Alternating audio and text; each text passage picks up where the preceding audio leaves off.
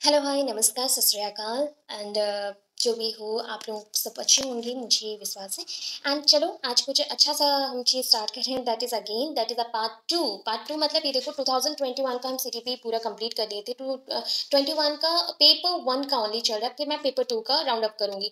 ये ऑलमोस्ट मेरे पास जितने हैं मैंने क्विज ग्रुप में शेयर भी कर दिया है। जितने बच्चे हो वो कम हो ज़्यादा हो जितने बच्चे हो उन लोग को अगर हेल्प मिलता है वो लोग अगर कर लेते हैं तो उससे मैक्सिमम 5-10 क्वेश्चन 15 क्वेश्चन तो आपको इस बार के मिल जाएंगे। तो उस हिसाब से ईवीएस का नोट्स दे रही थी बट अभी कुछ दिनों से टाइम नहीं हुआ। जैसे टाइम होगा मैं दे दूंगी। ऐसा कोई मतलब बहुत जल्दी में नहीं रहूँ क्योंकि आपका सीटेट का एग्ज़ाम तो है दिसंबर में। एंड आप लोगों ने पूछा था कि मैम आपने बोला था 6 सितंबर को मतलब फॉर्म फिलअप स्टार्ट होंगे एप्लीकेशन फॉर्म, बट नहीं हुआ। सो ये चीज़ है ना, बहुत सारे अभी मतलब इश्यूज चल रहे हैं एजुकेशन सिस्टम में। इश्यूज चल रहे हैं तो उस वजह से जैसे कि एनवीएस का एग्जाम आ रहा है तो केवीएस भी आने वाला है तो उस पे पर भी चर्चा चल रही है। बहुत कुछ चल रहे हैं, बहुत सारे मंत्रियां भी बहुत कुछ बोल रहे हैं। तो उस अकॉर्डिंग मुझे जितना लगता है कि ये थोड़ा सा टाइम ले रहा है क्योंकि जितने भी सीटेट के बच्चे हैं जो एस्पायरेंट्स हैं वो वेट कर रहे हैं। जितना वो लोग देखना चाहते हैं कितने बच्चे देंगे या फिर कितना क्या निकाल सकते हैं उस हिसाब से पोस्टिंग। तो मे बी उस वजह से लेट हो रहा है। तो डोंट वरी, इसी मंथ पे आएगा। अगर लेट भी आता है तो आपको क्या करना है क्योंकि एग्जाम तो आपका दिसंबर में ही होना है ना, वो तो कंफर्म हो। तो फॉर्म जब भी आए मैं आपको नोटिफाइड कर दूंगी। अभी बात करते हैं कि 2019 का जो दिसंबर का क्वेश्चन है, वैसे जुलाई का भी क्वेश्चन है वो उसको भी सॉल्व करेंगे। अभी हम लोग सब पेपर 1 कंप्लीट करेंगे देन पेपर 2 में आएंगे। मैं स्पेशली आपको ईवीएस हो गया, सोशल साइंस हो गया, ये सारे पार्ट को कवर कर सकती हूँ। पहले तो मैं सीडीपी ही करवाऊंगी जितना सीडीपी हम लोग कर सकते हैं क्योंकि आप लोगों को मैंने बताया था सिलेबस जब समझाया, आप लोग देख लो वहाँ पे मैंने ट्रिक भी बताया था कि ये मैटर करता है। क्यों पता है? पर ऑलमोस्ट पूरी किताब के जो क्वेश्चंस हैं उसको छोड़ के भी बहुत सारे ऐसे टॉपिक्स हैं आपको मिलेंगे नहीं, तो मैं उसका भी नोट्स दे रही हूँ। एंड बहुत जल्दी एटलीस्ट मुझे 10 डेज का टाइम चाहिए, सीडीपी का बुक बना रही हूँ।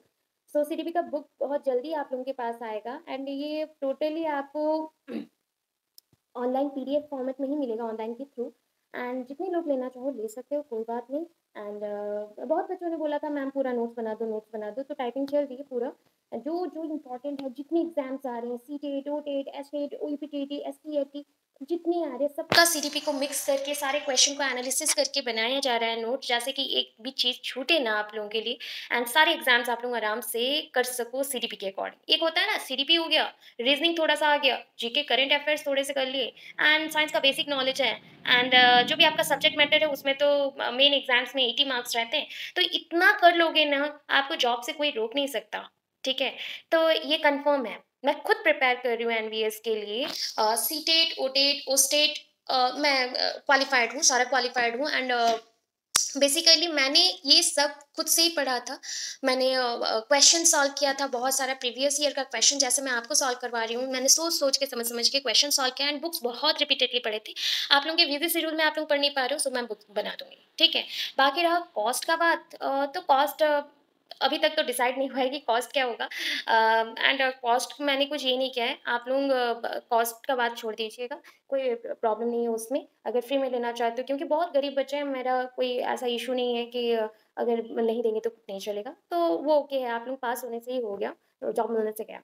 ठीक है, बाकी चीज़ है यूट्यूब में मुझसे जुड़े रहना। ठीक है, क्योंकि आप लोगों के बारे में जानना बहुत अच्छा है। अच्छा लगता है कि आप लोग कहीं पे मिल जाए, कुछ हो जाए तो आप लोगों का बेनिफिट हो मुझसे, तो ये करना। एंड जितने ज़्यादा से ज़्यादा लोग हो शेयर करते रहो।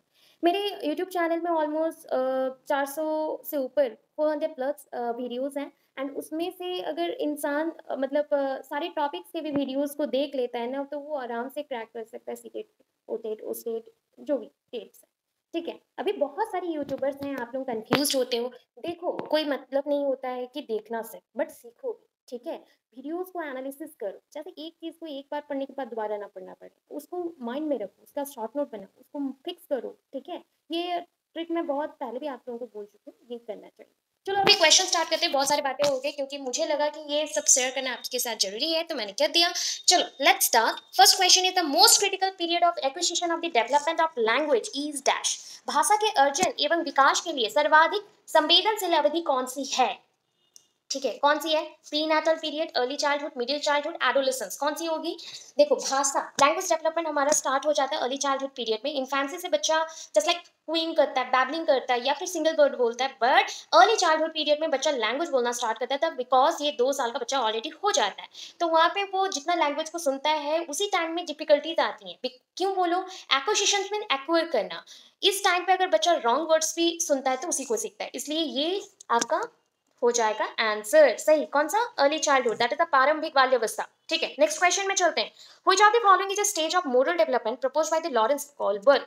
लॉरेंस कोलबर्ग के द्वारा जो आपका मोरल डेवलपमेंट का थ्योरी है उसमें से कौन सी स्टेज इसमें मेंशन की गई है, कौन सा स्तर यहाँ पे मेंशन किया गया है? ठीक है, तो देखो यहाँ पे मोरल डेवलपमेंट को नैतिक विकास बोलते हैं, तो कौन सा अवस्था यहाँ पे है, देखो मतलब कौन सी अवस्था में मोरल डेवलपमेंट स्पेशली होता है, नैतिक विकास इंसान का होता है। मैं डायरेक्ट आंसर में जा रही हूँ क्योंकि ज्यादा कुछ जानना आपको जरूरी नहीं है। तो social contract orientation, social contract orientation, जब इंसान एक से एकाधिक, दैट मीन्स मल्टीपल पर्सन के साथ मिलते जुलते हैं, सपोज एक पर्सन है, ठीक है, ये बहुत सारे लोगों के साथ आप मिला है, तो इसका क्या हो जाएगा, सोशलाइजेशन प्रोसेस कंटिन्यू करे तो वो बहुत सारी बातें सीखेगा, बहुत सारी चीज़ों को वो ऑब्जर्व करेगा, थिंक करेगा, नॉलेज लेगा, आइडियाज लेगा, तो ये होता है सोशल कॉन्ट्रैक्ट ओरिएंटेशन, जिसमें सामाजिक अनुबंध अभिविन्यास, ठीक है, इस स्टेज में बच्चे बहुत ज्यादा सीखते हैं।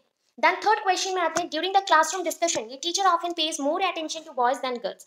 एक क्लासरूम डिस्कशन में जब कक्षा में परिचर्चा कर रहे हैं उस दौरान शिक्षक प्रायतः किस पे ध्यान दे रहे, लड़कियों की तुलना में लड़कों पे ध्यान दे रहे ज्यादा।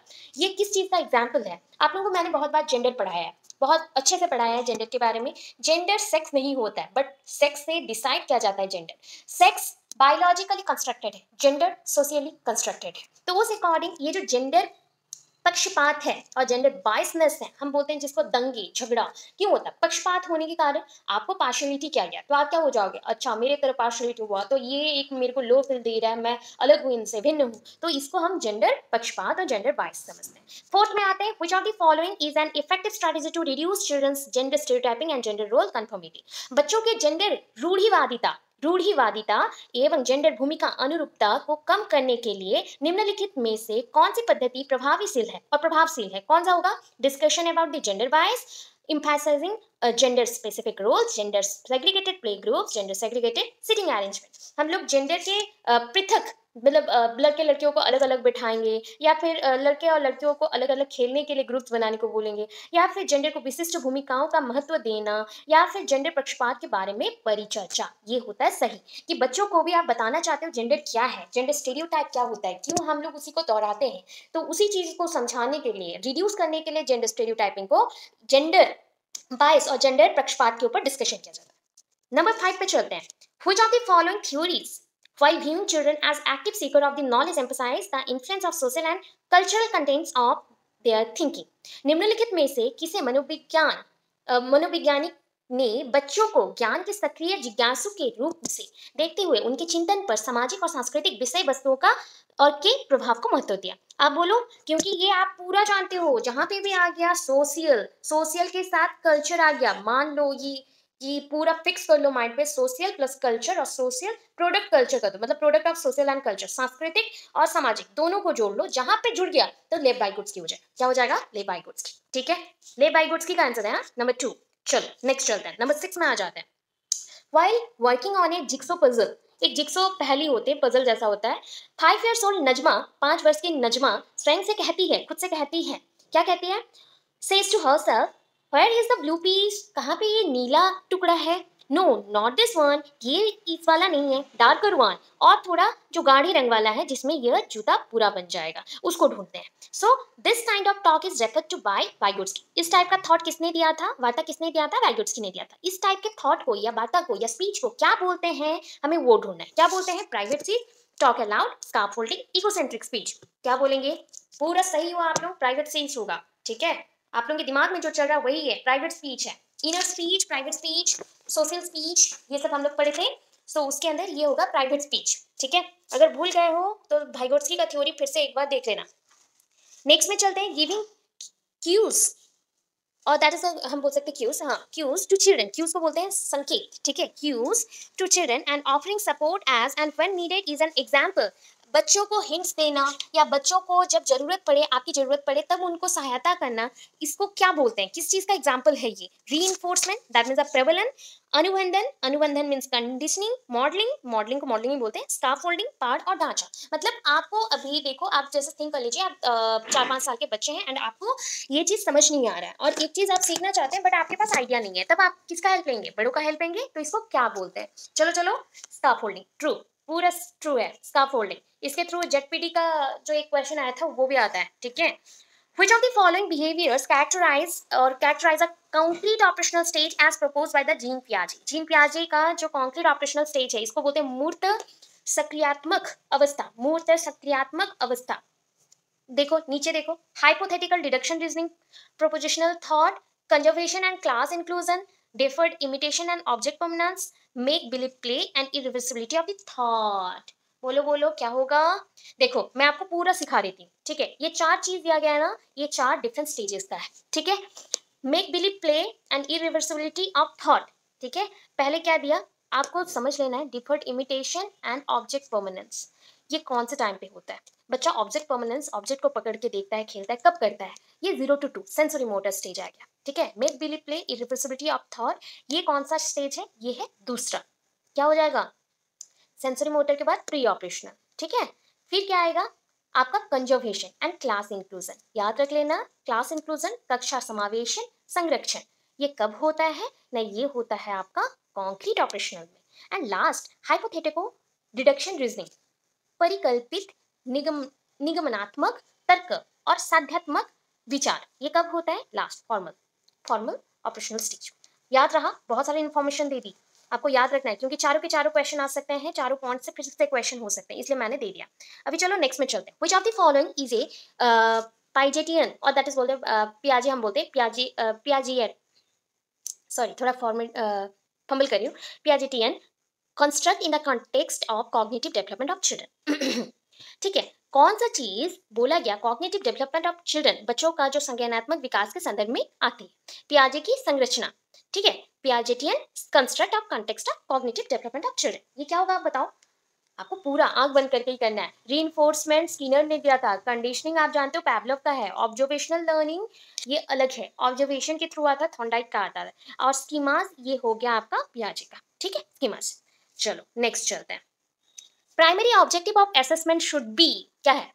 आकलन का प्राथमिक उद्देश्य क्या है? आकलन का प्राथमिक उद्देश्य assigning rank to the student, understanding children's clarity and confusion about related concept, leveling student as per their scores and marking pass or fail in the report cards। आप बच्चों को आकलन करते हो, पहला उद्देश्य क्या है कि बच्चे समझे कि नहीं, इतना पहला उद्देश्य है हमारा, ठीक है। तो उस अकॉर्डिंग ये होगा कि बच्चों को रैंक देना है, पास फेल करवाना है, या बच्चों को लेवलिंग करना है कि अच्छा बच्चा है, बुरा बच्चा है, उसका स्कोर इतना है, वो नहीं है। वो कितना समझा और कितना वो उसमें क्लैरिटी ला पा रहा है, कितना वो क्लियर है, स्पष्टता उसमें, उसको जान, ठीक है। नेक्स्ट देखो, which of the following statement about intelligence is correct? Not correct नहीं बोला गया या इनकरेक्ट नहीं, करेक्ट बोला गया। बार बार मैं बोल रही हूँ, क्वेश्चन देखिए, नॉट वाला क्वेश्चन आ जाता है, आप कंफ्यूजन होके आप दूसरे आंसर में मार दोगे। Intelligence is a fixed ability determined at the time of birth only. Intelligence can be accurately measured and determined by the using standardized tests. Intelligence is a unitary factor and a single trait. Intelligence is multidimensional and set up complex abilities। मैं पहले भी ये question हम लोग पहले भी कर चुके हैं, याद है आपको? 2021 में भी ये आया है। तो इंटेलिजेंस क्या है, उसके संदर्भ में अगर जो कथन दिए गए हैं, बोलो कौन सा सही है? कि इंटेलिजेंस को हम माप सकते हैं, इसमें हम निर्धारित कर सकते हैं कि बच्चों का इंटेलिजेंस बचपन से ही, मतलब जैसे वो बर्थ होता है उसी से जन्मजात से शुरू हो जाता है, या इंटेलिजेंस एक तरफा एक कारक है, एकात्मक एकात्मक कारक तथा एकाकी विशेषक है? ये सब नहीं होगा। इंटेलिजेंस एक multi dimensional, that is a बहुआयामी, बहुत सारी चीज उसके थ्रू होते हैं, और तथा जटिल योग्यताओं के एक समूह है, ठीक है। तो फोर्थ हो गया इसका राइट आंसर। 12th में आगे, Ruhi always thinks to multiple solution of a problem. Ruhi हमेशा एक समस्या का एकाधिक समाधान के बारे में सोचती है। Ruhi is displaying characteristics of a और an dash. Creative thinker, convergent thinker, rigid thinker, egocentric thinker. सृजनात्मक विचारक, अभिसारिक विचारक, अनम्य विचारक, आत्मकेंद्रिक विचारक। कौन सा होगा बोलो? एक प्रॉब्लम का बहुत सारा विचार सोचना, ठीक है, ये हो गया क्रिएटिव थिंकर। क्या होगा? ये होगा क्रिएटिव थिंकर, सृजनात्मक विचारक, ठीक है। कन्वर्जेंट नहीं होगा, डाइवर्जेंट होता तो एक अलग बात था, कन्वर्जेंट नहीं होगा। 13 में आते हैं, in a situation less participation of students belonging to a deprived group in teaching learning process, a teacher should शिक्षण अधिगम प्रक्रिया में वंचित समूह से संबंधित विद्यार्थियों के द्वारा सहभागिता कम होने की स्थिति में एक शिक्षक को क्या करना चाहिए? Ask the children to withdraw from school, accept this situation as it is, lower her expectations from such students, and reflect on her own teaching and find ways to improve students' improve. So हम क्या कर सकते हैं कि उनको school से निकाल देंगे या छोड़ने को बोलेंगे, या सिचुएशन और परिस्थिति जैसी है और स्थिति जैसी है वैसे स्वीकार करने को बोलेंगे, या फिर उनका lawyer her expectation from such students, विद्यार्थियों से उनकी जो अपेक्षाएं रहती हैं उनको कम करने के लिए बोलेंगे, और अपनी टीचिंग के द्वारा जो शिक्षण पद्धति के द्वारा उनको इम्प्रूव करने के लिए और ज़्यादा इन्वॉल्व करेंगे। लास्ट वाला होगा आपका सही उत्तर। ठीक है, चलो नेक्स्ट चलते हैं। In an inclusive classroom a teacher dash individualised education plans, एक समावेशी कक्षा में एक शिक्षक को विशिष्ट शैक्षिक योजनाओं को डैश करना चाहिए। ठीक है, should not prepare, should occasionally prepare, should actively prepare, should discourage the preparation of। हमेशा कोई भी क्लासरूम हो इंडिविजुअलाइज्ड एजुकेशनल प्लान बनाना चाहिए, नहीं बनाना चाहिए, या फिर सक्रिय रूप से तैयार करना चाहिए, या तैयार करने के लिए हतोत्साहित होना चाहिए, प्रोत्साहित नहीं हतोत्साहित होना चाहिए। क्या होना चाहिए? Should actively prepare, should actively prepare. हमेशा कोई भी कक्षा हो आपको तैयार होना चाहिए कि हर टाइप का बच्चा वहाँ पे पढ़ सके। नंबर 15 में आते हैं, the primary characteristics of children with dyslexia includes dash. ये डिसलेक्सिया होता है पठन वैफल्य। तो पठन वैफल्य मतलब समझ गए हो, यहाँ पे पढ़ने में प्रॉब्लम होगा, inability to read fluently होगा, या in engaging in the repetitive locomotor action और divergent thinking, fluency in reading, attention deficit disorder. तो ये आपका है थर्ड वाला 15 का 3। तो यहाँ पे हम पढ़ नहीं सकते, धारा प्रवाह पढ़ने की अक्षमता।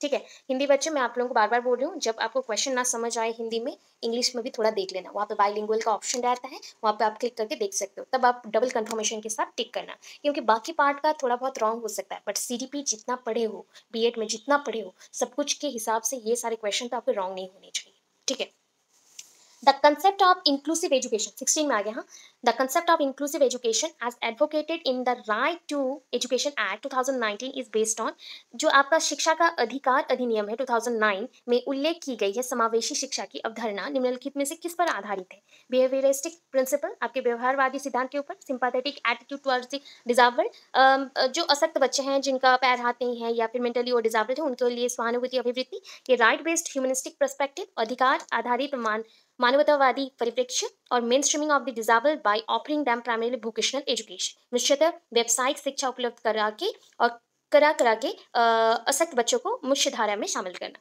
तो हम क्या कर सकते हैं 2009 के अकॉर्डिंग, आप बताइए। ये आपका 16 नंबर का क्वेश्चन है, एंड इसके अकॉर्डिंग हम, आपको लग रहा होगा लास्ट वाला वोकेशनल एजुकेशन, बट ये नहीं, ये होगा अधिकार आधारित मानवतावादी परिप्रेक्ष्य, ह्यूमनिस्टिक पर्सपेक्टिव्स के बारे में सोचना चाहिए, ना कि किसी को विकलांग सोच के उसको पढ़ाना नहीं चाहिए। In the constructive framework learning is primarily, constructive framework बोला गया संरचनावादी ढांचा में अधिगम प्राथमिक रूप से क्या होता है? Based on rote memorization, centred around reinforcement, प्रबलन पर केंद्रित करना, या फिर रूट मेमोराइजेशन मतलब यहाँ पे लिखा है यत्र वत, याद करके मतलब रोड मेमोराइजेशन, पूरा लर्निंग करना, एक्वर्ड थ्रू कंडीशनिंग और focus on the process of meaning making, अनुबंधन द्वारा अर्जित है या अवबोधन की प्रक्रिया पर केंद्रित है। कौन सा होगा? That is last one. कि आप जो भी पढ़ रहे हो कंस्ट्रक्टिविस्ट बोला गया है, उसके थ्रू आपको हर एक चीज समझना आना चाहिए। आप अगर कोई चीज समझ जाते हो आप कभी नहीं भूलोगे उस चीज को। ठीक है, तो प्रोसेस में मीनिंग मेकिंग होना चाहिए। देन देखो, night theories that children construct about various phenomena, अनेक घटनाओं के बारे में बच्चों के द्वारा बनाए गए सहानुभूत सिद्धांत, नाइट मीन सहजानुभूत, नाइट मीन सहजानुभूत सिद्धांतों के संदर्भ में एक शिक्षिका को क्या करना चाहिए? Should be ignored by the teachers, should be punished by teachers, should be replaced by the correct one through the repetitive memorization, should be challenged by presenting counter evidence and examples। क्या करना चाहिए बताओ? ये night theories है, सहजानुभूत सिद्धांत। कभी भी अगर बच्चों को घटनाओं के बारे में बोलना है, कोई भी घटना घट गई है, तो आपको एविडेंस एंड एग्जाम्पल के ऊपर जाना चाहिए, प्रतिकूल प्रमाण एवं उदाहरणों के ऊपर। 19 में आ गए, चाइल्ड सेंटर्ड पेडागोजी प्रोमोट्स क्या? चाइल्ड सेंटर छात्र केंद्रित शिक्षा शास्त्र की क्या विशेषता है? Exclusive reliance on text book, text book के ऊपर ये आधार करता है या निर्भर करता है? Giving primacy to children's experiences, बच्चों के अनुभवों को प्रमुखता देना, रोट मेमोराइजेशन, यत्रवत याद करना, यत्रवत याद करना, levelling and categorisation of the students based on ability, योग्यता एंड आधार, योग्यता एक के आधार पर विद्यार्थियों को नामांकित करना तथा वर्गीकरण करना। कौन सा होगा? 19 का 2, ओके, 19 का 2 होगा। मैं ऑप्शन के साथ आपको बोलती हूँ इसलिए कि आपको गलत। सो नेक्स्ट क्वेश्चन में आ गए, that is 20 number.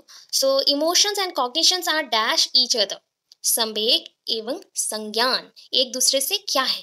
Completely separated from, पूर्णतः हम बोल सकते हैं पूर्णतः अलग है, और इंडिपेंडेंट ऑफ स्वतंत्र है, इंटरवोवन विथ सन्निहित है, और नॉट रिलेटेड टू संबंधित नहीं। क्या है बताइए? इंटरवोवन है, एक दूसरे से जुड़े हुए हैं, ठीक है, एक दूसरे से जुड़े हुए हैं, दैट इज कॉल्ड सन्निहित और interwoven with. Emotions and cognition, जब आपका मन उदास होता है तो आप पढ़ भी नहीं पाते हो, तो ये होता है, देखो दिमाग आपका काम कर रहा है, जैसे बहुत सारे होते हैं ना डिफेंस मैकेनिज्म हम लोग बोलते हैं, तो बहुत सारे गाने भी हैं, बहुत सारे थॉट्स भी हैं जो बहुत याद आते हैं। जैसे आप लोग इमोशनली कुछ अगर आपके साथ बुरा हुआ हो, आप डिप्रेस्ड हो, तो आप लोग इमोशनल वाले सॉन्ग सुनते हो, तो इसके फलस्वरूप क्या होता है, आपका दिमाग जो नीड करता है वही चीज़ को आपने दिल के साथ कनेक्ट किया, क्योंकि आपका इमोशंस हो रहा है। तो कॉग्निटिव ऑलवेज इमोशंस के साथ सन्निहित है, इंटरवोवन है एक दूसरे से। 21 पे आ जाते हैं। Which of the following statement about learning is correct from A constructivist perspective? अगर कंस्ट्रक्टिविस्ट पर्सपेक्टिव देखते हैं, learning is the process of reproduction and recall. Learning अधिगम आपका कंस्ट्रक्टिविस्ट मतलब होता है संरचनावादी सिद्धांत, ठीक है, तो उस हिसाब से कौन सा कथन सही होगा?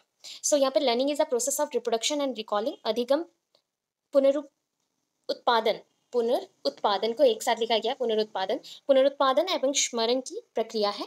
Learning is the process of rote memorisation, अधिगम यंत्रवत याद करने की प्रक्रिया है। Learning is the conditioning of behaviours by repetitive association, अधिगम आवृत्य आवृत्य आवृत्तीय संबंध के द्वारा व्यवहारों का अनुबंधन है। Learning is a process of construction of knowledge by active engagement, अधिगम सक्रिय विनियोजन के द्वारा ज्ञान की संरचना की प्रक्रिया। तो इतना देखो हिंदी में डिफिकल्ट लग रहा है, तो इंग्लिश में समझो अच्छे से, उसको लिखो। तो आपका यहाँ पे कंस्ट्रक्टिविस्टिक का पॉइंट जब भी आता है तो आप याद रखना नॉलेज के साथ ही जुड़ा होगा। कभी भी आपका लर्निंग किसी चीज़ को रट लेना या किसी चीज़ को मेमोराइज कर लेना उसके ऊपर नहीं निर्भर करता, ये होता है आपके नॉलेज के ऊपर। आपका जितना एंगेजमेंट होगा कोई काम पे, उतना ही आप याद रखें हर एक चीज़ को। नंबर 22 में आ जाते हैं। Presenting students with the clear examples and non examples, विद्यार्थियों को स्पष्ट उदाहरण एवं गैर उदाहरण देने के क्या परिणाम हैं? क्या रिजल्ट आएगा? Is an effective way to encourage conceptual change, अवधारणात्मक अवधारणात्मक अवधारणा करते अवधारणात्मक, ठीक है, परिवर्तनों को प्रोत्साहित करने के लिए यह एक प्रभावशाली तरीका है। Leads to confusion in the minds of the student, यह विद्यार्थियों के दिमाग में भ्रांति उत्पन्न करते हैं और करता है। Causes gaps in their understanding of concept, यह अवधारणाओं की समझ में अभाव पैदा करता है। Focuses on the procedural knowledge rather than conceptual knowledge, अवधारणात्मक और अवधारणात्मक समझ के बजाय ये प्रतीकात्मक ज्ञान पर ध्यान केंद्रित। कौन सा होगा बताओ?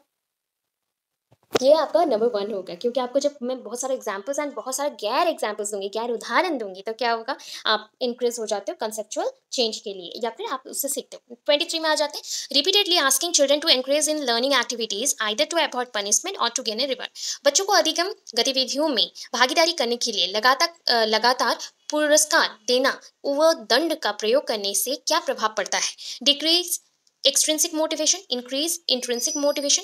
एक्सट्रिंसिक मीन्स बाहरी, मोटिवेशन अभिप्रेरणा, बाहरी अभिप्रेरणा को कम करना होता है, आंतरिक अभिप्रेरणा को बढ़ाना होता है। Would encourage children to focus on mastery rather than performance goals. Repeatedly कोई चीज़ को अगर सीखने को बोला जाए तो एक चीज़ में वो मास्टरी हो जाएंगे और परफॉर्मेंस गोल्स पे ध्यान नहीं देंगे, अपने जो परफॉर्मेंस के लिए या फिर कोई चीज़ में निपुणता लाने के लिए जो काम किया जाता है उसमें वो प्रोत्साहित नहीं होंगे। Decrease decrease students natural interest and curiosity involve in learning, learning में बच्चों का जो स्वाभाविक अभिरुचि होती है और जिज्ञासा होता है उसको कम हो जाना या कम कर देना। क्या हो जाएगा? ये होता है कि रिपीटेडली कोई चीज़ होना आपके साथ बार बार होता जाए, तो ये लर्निंग को इंक्रेज नहीं करता है, कि मतलब आपको ओनली पढ़ाई करना है, किस लिए बार बार, क्योंकि आपको पनिशमेंट नहीं चाहिए या फिर आपको पुरस्कार चाहिए। तो ये होता है कि आपका क्यूरियोसिटी यहाँ पे खत्म हो जा रहा है, आपका जो जिज्ञासा होते हैं या बच्चा का स्वाभाविक अभिरुचि होता है वो कम होता है। अभी 24 में आते हैं। विच of the following practices promote meaningful learning, इनमें से जो कथाएं हैं सार्थक अभिगम को बढ़ावा देती है। कौन सी कथाएं? Corporal punishment, that is a corporal punishment होता है शारीरिक दंड। कोऑपरेटिव लर्निंग एनवायरनमेंट, सहयोग, सहयोग, यहाँ पे आत्मक लगाना है, सहयोगात्मक अधिगम पर्यावरण। यहाँ पे कंटिन्यूअस एवं कॉम्प्रिहेंसिव इवैल्यूएशन है, सतत एवं समग्र मूल्यांकन, कांस्टेंट कॉम्परेटिव इवैल्यूएशन, निरंतर तुलनात्मक मूल्यांकन। ये कौन सा चीज को हम प्रमोट करने के लिए, मीनिंगफुल लर्निंग को बढ़ावा देने के लिए रखते हैं? पनिशमेंट नहीं होगा, मैं पहले ही बोल देती हूँ, पनिशमेंट नहीं होगा, पनिशमेंट नहीं होगा। इसके बाद देखो यहाँ पे मेंशन है कि हम अगर हमेशा कांस्टेंट कंपैरेटिव इवैल्यूएशन, कंपैरेटिव होता है तुलनात्मक। आप 10 बच्चे हैं, 10 बच्चों को एक दूसरे के साथ मैं कंपेयर करते रहूँ कि तुम में ये चीज़ कमी है, तुम में ये चीज़ अच्छा है, तो इससे क्या होगा कि बच्चों में एंजाइटी क्रिएट हो जाएगी, उनमें द्वंद्व आरंभ हो जाएगा कि वो सही है कि नहीं, वो करना ही छोड़ देंगे चीज़ों को। तो ये दो चीज़ करना चाहिए, कोऑपरेटिव एक सहयोगात्मक, और कंटिन्यूअस कॉम्प्रिहेंसिव इवैल्यूएशन सतत एवं समग्र मूल्यांकन, ये दोनों रहेगा। तो ये option number 2 is the correct one, 2 and 3। ठीक है, ऐसे भी प्रश्न आते हैं। 25 में आ जाते हैं, how can teachers facilitate understanding of complex concept in children? शिक्षक बच्चों की जटिल अवधारणाओं की समझ को किस प्रकार सहज कर सकते हैं? बाय डिलीवरिंग ए लेक्चर, बच्चों को लेक्चर देंगे तो चलेगा क्या? व्याख्यान देना, लेक्चर मीन्स व्याख्यान। बाय ऑर्गेनाइजिंग कॉम्पिटिटिव इवेंट्स, प्रतियोगितात्मक, जैसे प्रतियोगिता होती है, प्रतियोगितात्मक वाले हम अवसरों को क्रिएट करेंगे या प्रतियोगितावाद हम बनाएंगे तो बच्चे करेंगे उससे। बाय रिपीटेटिव मैकेनिकल ड्रिल, बार बार यांत्रिक अभ्यास करना। और by providing opportunities for the exploration and discussion, अन्वेषण एंड परिचर्चा के लिए अवसर उपलब्ध करना। ये क्वेश्चन 2021 में भी एक घुमा के थोड़ा दिया है, उसका भी उत्तर आपको पता था कि हम रिसर्च और कोई चीज़ को उद्भावन करने के लिए, डिस्कशन करने के लिए अगर अपॉर्चुनिटीज देते हैं, बच्चों बहुत सीखते हैं, जल्दी सीखते हैं। 26 में आ जाते हैं, primary school teacher can encourage children to become effective problem solver by, एक प्राथमिक विद्यालय की अध्यापिका बच्चों को एक प्रभावशाली समस्या समाधानकर्ता बनने के लिए किस प्रकार प्रोत्साहित करती है और कर सकती है? Offering materialistic rewards for the every small task, हर एक प्रत्येक छोटा कार्य के लिए, छोटे कार्य के लिए भौतिक पुरस्कार देकर। Emphasising only on procedural learning, केवल प्रतीकात्मक और प्रक्रियात्मक ज्ञान पर बल देना और महत्व देना। डिसमिसिंग और पेनलाइजिंग इनकरेक्ट आंसर, गलत उत्तरों को अस्वीकार करते एवं दंडित करना। Encouraging children to make intuitive और intuitive guesses and, that is the intuitive भी बोल सकते हो और इंट्यूटिव बोल सकते हो, बेटर रहेगा इंट्यूटिव, क्योंकि अगर यू के प्रोनाउंसिएशन सुनोगे तो इंट्यूटिव भी बोलते हैं, इंट्यूटिव भी बोलते हैं, बहुत सारे लोग गलत बोलते हैं, इंट्यूटिव बोल सकते हैं। ठीक है, intuitive guesses and then brainstorming on the same. तो बहुत प्रकार के हैं इंग्लिश उच्चारण, तो इसमें ध्यान ना दीजिए। इंट्यूटिव आप याद रखें, इंट्यूटिव मतलब होता है सहजानुभूत अनुमान, सहजानुभूत नाइट कंडीशन भी हम लोग पढ़े। तो कौन सा होगा, आपको क्या लगता है? यही होगा। ठीक है, increasing children to make intuitive, सहजानुभूत, खुद से खुद के अंदर विचार विमर्श होके जिज्ञासा स्वरूप कुछ करना, बढ़ावा देना बच्चों में। ठीक है, तो ये होता है एक्टिव प्रॉब्लम सॉल्वर्स के लिए बहुत जरूरी। 27 में आगे, in which of the following periods does physical growth and development occur at a rapid pace? निम्नलिखित अवधि में से किसमें शारीरिक वृद्धि एवं विकास तीव्र गति से घटित होता है? कौन से में होगा? आप जानते हो, मैं और ऑप्शन नहीं पढ़ रही हूँ, बताओ कौन सा होगा। मैं डायरेक्ट जा रही हूँ। फिजिकल ग्रोथ एंड डेवलपमेंट पूछा गया, बच्चों में होता है। ठीक है, याद रखो, 0 to 5 years ये स्टेज होता है जहाँ पे फिजिकल डेवलपमेंट बहुत रैपिडली होता है, शैशवावस्था और प्रारंभिक बाल्यावस्था, इन्फेंसी एंड अर्ली चाइल्डहुड। ठीक है, मैं आप जानते हो इसलिए मैंने और ऑप्शन नहीं पढ़ा। देन आते हैं 28 में, विच of the following is not a principle of development? Development के प्रिंसिपल सिद्धांत आपको याद है, उसमें से ये जो ऑप्शन दिए गए हैं, कथन दिए गए हैं, उनमें से कौन सा नहीं है? Development is lifelong, development is modifiable, development is influenced by both heredity and environment, and development is universal and cultural contents do not influence it. So ये भी आपका उत्तर है चौथा, क्योंकि देखो डेवलपमेंट लाइफ लॉन्ग है, पूरे जीवन जो आपका है ना, अब पूरा बोल सकते हो, जीवन पर्यंत पूरा होता ही है। ठीक है, पूरे लास्ट तक, एंड तक होगा। डेवलपमेंट इज मोडिफाइबल, ये परिवर्तित भी है। Development is influence by heredity and environment, ये वुडवर्थ ने बोला था, वुडवर्थ, तो ये भी है। बट ये वाला इसका उत्तर है, ये तीनों प्रेजेंट है प्रिंसिपल्स में, ये नहीं है, नहीं है। ठीक है, देन 29 पे आ गया, the primary cause of individual variation is, व्यक्तित्व, हम बोल सकते हैं व्यक्तित्व, ये है वैयक्तिक, वैयक्तिक, ये व्यक्तित्व नहीं है, वैयक्तिक है। ठीक है, इंडिविजुअल वेरिएशन मतलब व्यक्ति विशेष बोल सकते हो, व्यक्ति विशेष विभिन्नताएं। ठीक है, उसका कारण क्या है, प्राथमिक कारण क्या है? The genetic code received by the individual from birth parents, जो आनुवंशिक संकेत कोड मिलता है माता पिता से बचपन से, द इनबॉर्न कैरेक्टरिस्टिक, जन्मजात विशेषताएं होती है। एनवायरमेंटल इन्फ्लुएंसेस, पर्यावरणीय प्रभाव भी हो सकता है। The complex interplay between the heredity and environment, आनुवंशिकता एवं पर्यावरण के बीच का जटिल पारस्परिक क्रिया है। फिर से उत्तर आ गया है नंबर 4 में। जहाँ पे भी आप दोनों देख लेते हो तो ये दोनों ही उत्तर होते हैं। जोड़, इसका गुणात्मक एक जो रोल होता है वही आएगा।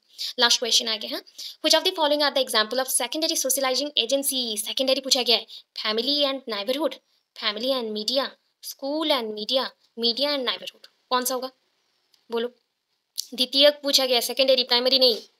ठीक है, स्कूल, जहाँ पे स्कूल देख रहे हो, ठीक है, school and media, school and media, ठीक है, मीडिया। चलो, आज के लिए इतना ही। आई होप आप लोगों को समझ आया हो। एंड थोड़ा बहुत फंबल भी किया, बिकॉज बहुत कठिन कठिन वर्ड भी होते हैं हिंदी में, सब कुछ समझा सकते हैं, सब उच्चारण कभी कभी अटक जाता है, फंबल भी होता है, sorry for that. And I hope 2019 का दिसंबर का हो गया, तो हम इसका ईवीएस का क्वेश्चन कल देख लेंगे, कल कर लेंगे। एंड अच्छे से पढ़ते रहो, और 10-12 दिन के अंदर पूरा मैं सीडीपी का पूरा नोट्स दे दूँगी, जो जो आ सकता है और कम टाइम पे आ सकता है, क्या क्या अटक जा रहा है। कुछ मतलब यूट्यूबर बोलेंगे भी नहीं, कुछ बोलेंगे तो इतना डिफरेंट डिफरेंट जगह से क्यों पढ़ना, एक जगह से पढ़ लेना। एंड ट्राई भी करूँगी उसको ट्रांसलेट करके देने के लिए। सर चलो, आज के लिए इतना ही। Thank you so much. आज का वीडियो कैसा लगा ज़रूर बताएं, और ज़रूर से ज़रूर शेयर करो बच्चों। शेयर जितना करोगे तो हमें भी थोड़ा सा हेल्प मिलेगा, मोटिवेशन मुझे भी मिले, अब प्रेरणा मुझे भी चाहिए पॉजिटिव वाला। चलो, thank you so much, good luck, have a nice day.